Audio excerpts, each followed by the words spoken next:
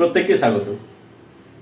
আমরা আগের ক্লাসে পড়েছি হার্ডি-উইনবার্গ ইকুইলিব্রিয়াম প্রিন্সিপাল বা হার্ডি-উইনবার্গের সূত্র, এবং আজ আমরা পড়ব এর থেকে যে বিভিন্ন গাণিতিক সমস্যাগুলি আছে তার দুটি গাণিতিক সমস্যার সমাধান। বিশেষ করে এই টিউটোরিয়ালটি নিট এবং অন্যান্য পরীক্ষায় যে প্রশ্নগুলি আসে হার্ডি-উইনবার্গ ইকুইলিব্রিয়াম প্রিন্সিপাল থেকে, সেই সমস্যাগুলি যাতে খুব সহজে সমাধান করা যায় সে সম্পর্কে সাহায্যে আসবে। তাই অবশ্যই ভিডিওটি প্রথম থেকে শেষ পর্যন্ত খুব ভালোভাবে দেখো। প্রথম সমস্যাটি হলো, কোনো মেন্ডেলিয়ান পপুলেশনে 400টি অপত্যের মধ্যে 196টি অপত্য হোমোজাইগাস প্রকট বৈশিষ্ট্যযুক্ত হয়, তবে হেটেরোজাইগাস অপত্যের শতকরা মান কত? আমরা হোমোজাইগাস এবং হেটেরোজাইগাসের ক্ষেত্রে দেখব ক্যাপিটাল টি এবং স্মল টি, এটি মেন্ডেলিয়ান পপুলেশনের ক্ষেত্রে এটি হচ্ছে homozygous.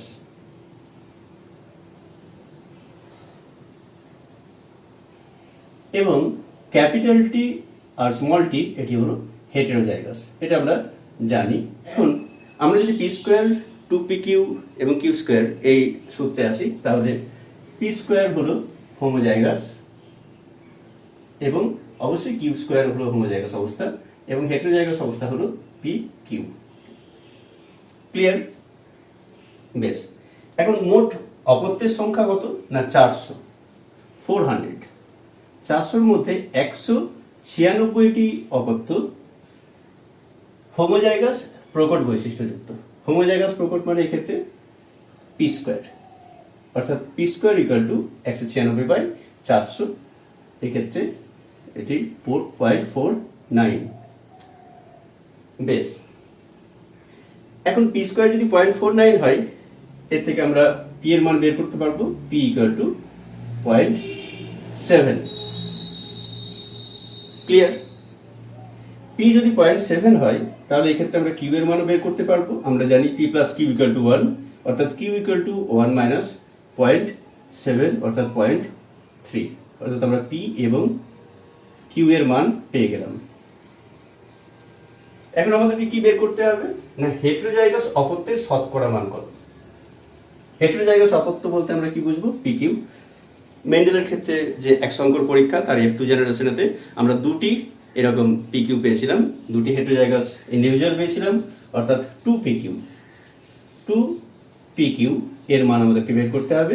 2pq equal to 2 into P হলো 0.7 ইন্টু 0.3 সমান হবে কি না 0.42, অর্থাৎ আমরা হেটেরোজাইগাস অপত্যের যে ফ্রিকোয়েন্সি তা পেলাম 0.42।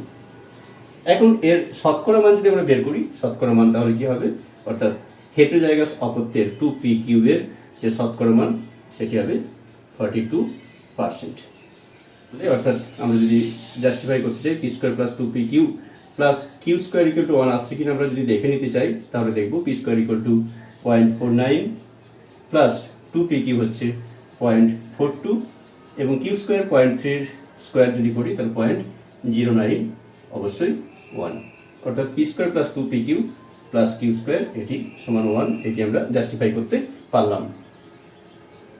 তাহলে প্রথম সমস্যাটির যে সমাধান, সেখানে আমরা দেখতে পাচ্ছি কি হেটেরোজাইগাস অপত্যের শতকরা মান কত, 42%। ক্লিয়ার? বেশ, এখন চলে আসি পরের সমস্যাটিতে।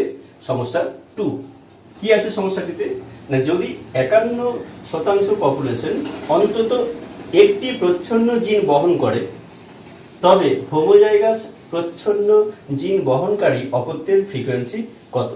খুব ভালোভাবে বিষয়টি পড়তে হবে। 51% পপুলেশন অন্তত একটি প্রচ্ছন্ন জিন বহন করে। অন্তত একটি প্রচ্ছন্ন জিন মানে P square plus 2pq plus Q square, এক্ষেত্রে যদি প্রকট এবং প্রচ্ছন্ন জিন, প্রকট জিন পি এবং প্রচ্ছন্ন জিন কিউ হয়, তাহলে অন্তত একটি প্রচ্ছন্ন জিন আছে কোথায়, 2pq এতে একটি, এবং কিউ স্কোয়ারের ক্ষেত্রে অবশ্যই একটি আছে, দুটি আছে কিন্তু অন্তত পক্ষে একটি আছে। তাহলে আমি এক্ষেত্রে 51% ইন্ডিভিজুয়াল পাচ্ছি কার ক্ষেত্রে না 2pq plus Q square equal to হলো 51%। ক্লিয়ার? তাহলে আমি পি স্কোয়ারের মান কত পাবো?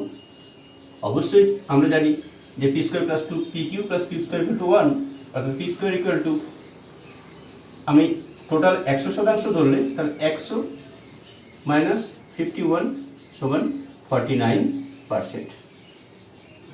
ফ্রিকোয়েন্সি যদি আমরা 49% বা এদিকে আমরা লিখতে পারি সমান 0.49। পি স্কোয়ার যদি 0.49 হয়, পি এর ফ্রিকোয়েন্সি আমরা কত পাবো? অবশ্যই রুট ওভার 0.49 মানে 0.7, আমরা 0.7 পেলাম পি এর মান। এখন আমরা পি এর মান 0.7 বের করলাম কেন?